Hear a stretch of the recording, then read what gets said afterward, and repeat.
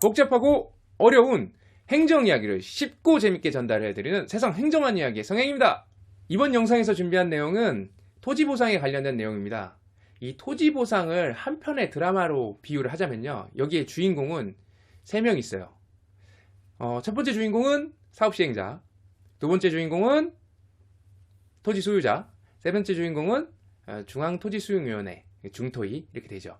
그래서 이번 영상에 다룰 내용은 중앙토지수용위원회, 중토위에 대해서 한번 다뤄보려고 해요.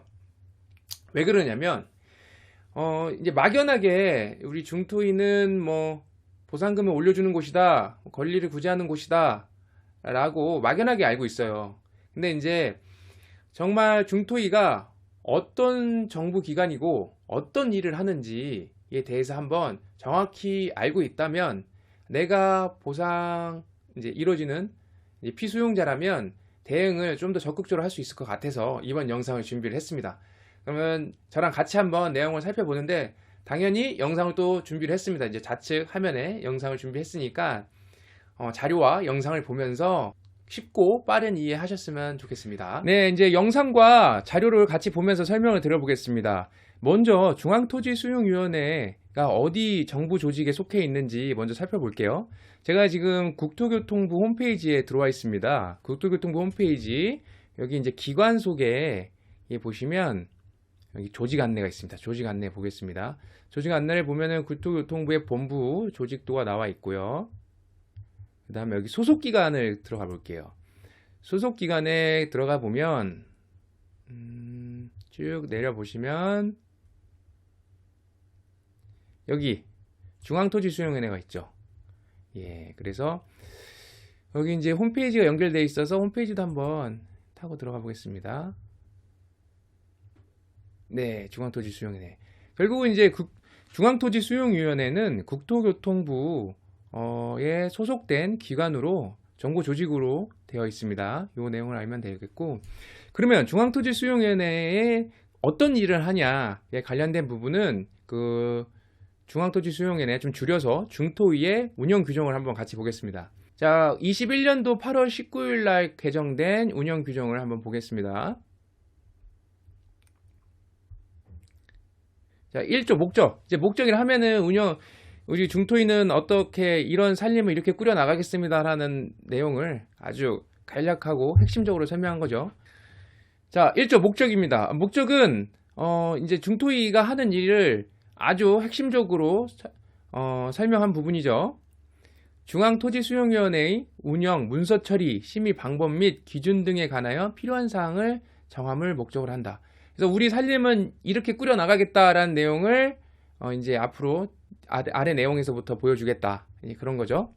자, 2조 업무를 보면 이제 여기서 이제 핵심적인 업무, 우리가 필요한 핵심적 업무는 이제 수용재결, 이의재결, 그 사업인정 관련된 부분인데, 그 내용이 규정되어 있습니다. 1항 1호 보면은 사업에 필요한 토지 등의 수용 또는 사용에 대한 재결, 이게 이제 수용 재결이죠. 자, 그리고 2호 수용 재결 또는 사용 재결에 대한 이의 신청, 이게 이의 재결이죠. 자, 4호 개발 이익 환수에 관한 법률, 5호 개발 제한 구역의 지정 및 관리에 관련 특별조치법에 관련된 거, 6호 수도권 정비 계획법 관련된 거, 이런 내용들이 있고, 이제 7호가 나오죠. 제가 말씀드렸던 사업인정 의제 협의에 대한 의견 제시. 이제 사업인정 고시를 받으려면 중토위의 의견을 받아야 됩니다. 그 의견을 보완을 해서 최종 국토교통부 장관의 허가를 받아야겠죠. 이제 이게 이의재결, 어떤 회의가 진행이 되면 이 중토위 직원들로만 하는 게 아니고 이제 위원들이 구성이 되죠. 그래서 이제 비상임 위원들이 있습니다.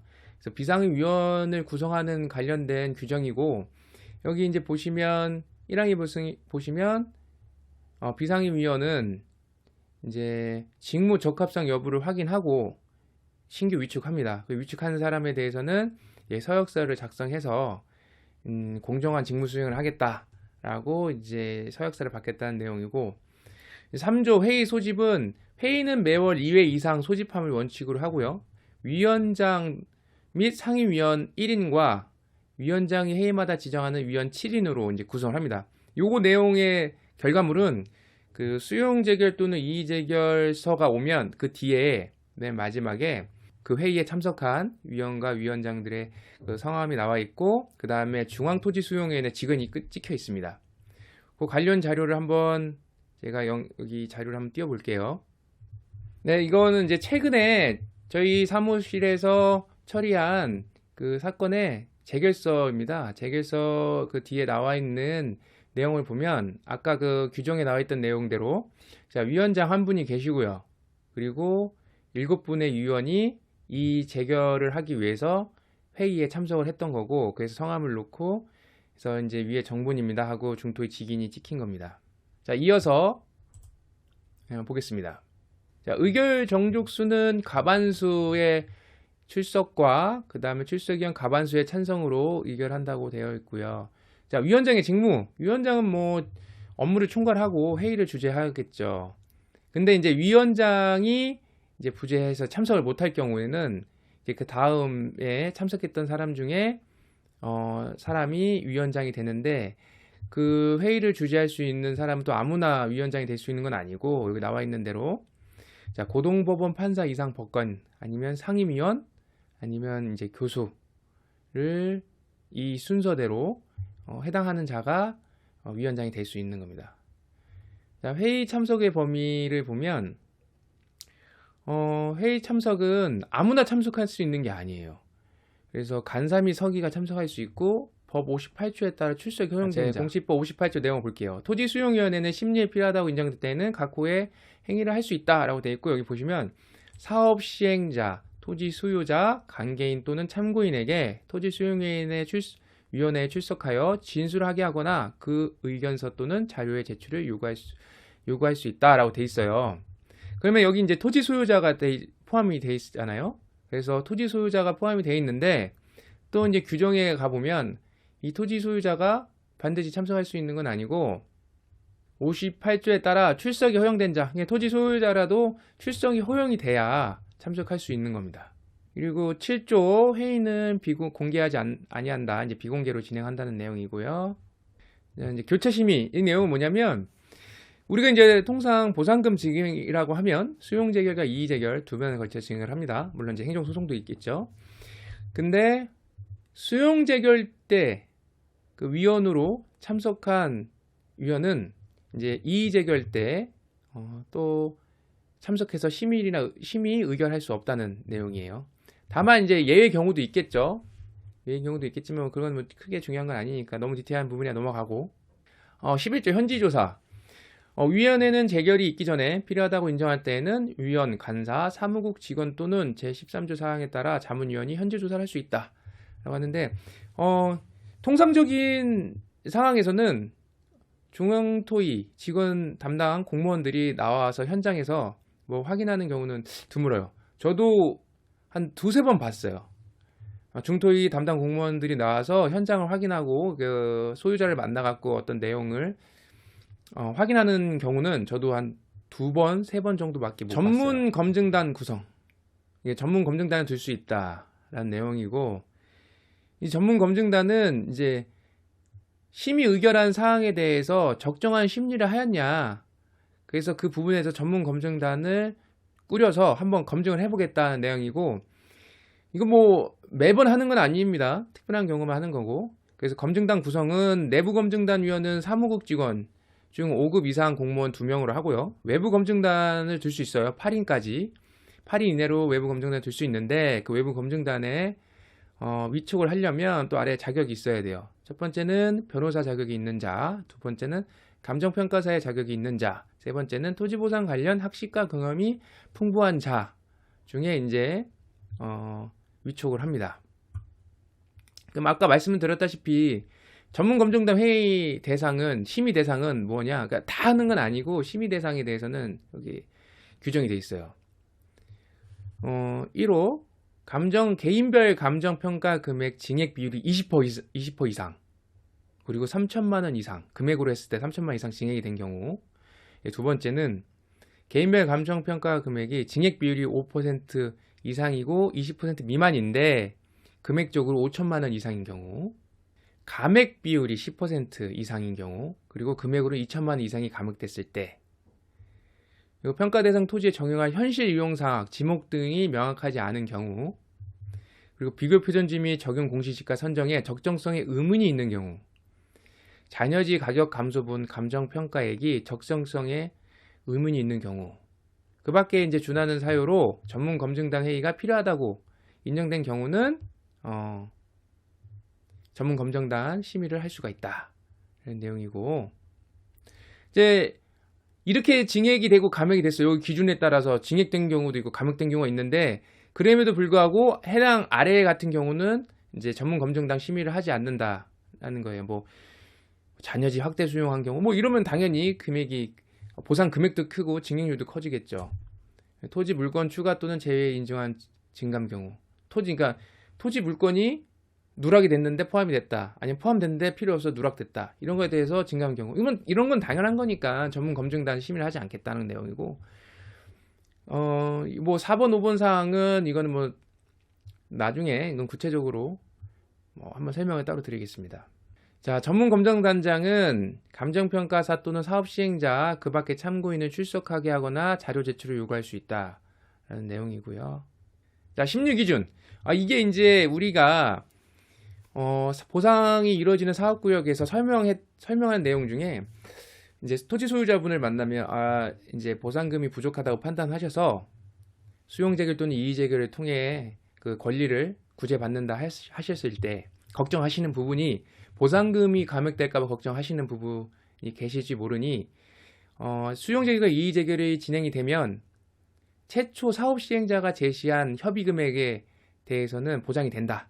그래서 곧 감액되진 않는다라고 설명을 드려요. 그 관련된 규정이 이제 15조 심리 기준이거든요. 한번 같이 볼게요.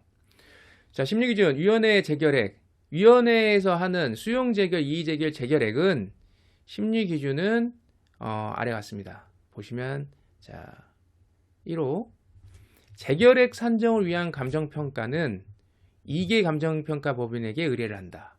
이것도 이제 설명을 드리자면, 우리가 협의 단계에 따른 주민 추천, 시도지사 추천, 사업시행자 추천에 3개 기관이 합니다. 그래서 주민 추천을 안 하면 2개 기관이 하죠. 그런데 이제 재결, 수용재결, 이의재결 때는 추천이 없어요. 중앙토지수용회에서 선정한 2인이 감정평가를 한다는 거예요. 그 내용이고, 그래서 2개 감정평가 법인이 의뢰한다.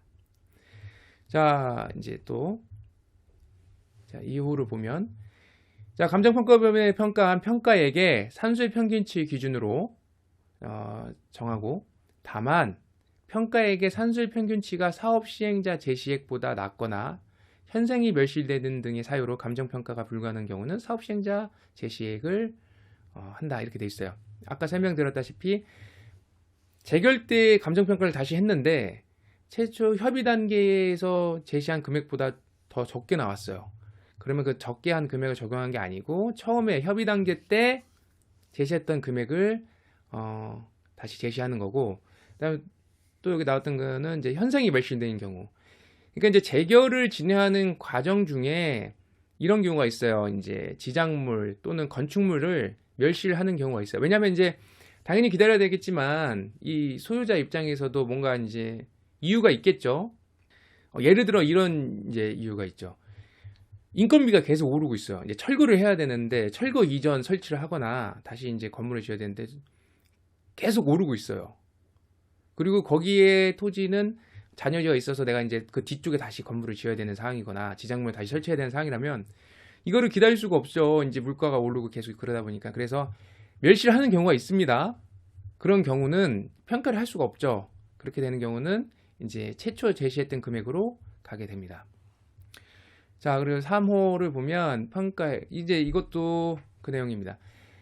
이제 A 감정평가 기관과 B 감정평가 기관이 각각 평가를 하는데 거기에 평가 금액의 차이가 이제 10% 이상이 넘어버리면 이제 다시 하게 되죠. 그러면 최초에 선정한 감정평가 법인을 제외하고 또 다른 2인에게 재감정평가를 의뢰해야 됩니다. 그 내용이고요. 뭐 아래 내용 그냥 한번 쭉 읽어보시면 될 것 같아요. 네, 영상과 자료를 통해서 중토위가 어떤 조직이고 어떤 일을 하는지 알아봤습니다. 그러면 제가 마지막으로 한번 정리를 핵심적인 부분만 정리를 해보겠습니다. 중토위는 국토교통부 산하의 소속 기관으로 있다. 위치는 세종시에 있습니다. 그리고 이제 하는 일, 업무는 수용 재결, 이의 재결, 사업 인정과 관련된 일을 하고 있다. 그리고 이제 의결, 심의 의결을 하기 위해서는 위원장 1인과 위원 7인이 이제 모여서 구성이 돼서 심의 의결을 하고 있고, 회의는 원칙적으로 비공개고, 소유자라고 하더라도 참석을 하려면 허락을 맡아야 된다. 허락을 득하고 참석을 해야 된다는 부분. 그 다음에 사무 직원이 현지 조사를 할 수 있고, 감정평가를 이제 재결 감정평가를 한다고 하면 2개 기관이 선정이 되는데, 이 2개 기관의 평가액의 산술 평균치가 사업 시행자가 제시한 금액보다 낮을 경우에는 사업 시행자가 제시한 금액으로 이제 정해집니다. 그렇다는 얘기는 감액되지 않는 부분이죠. 이런 부분을 알고 계시면 되고, 제가 준비한 내용은 여기까지고요. 다음에는 토지 소유자에게 좀 더 유익하고 아니면 행복을 업시키고 가치를 업시킬 수 있는 그런 내용으로 준비해서 찾아뵙겠습니다. 시청해 주셔서 감사합니다.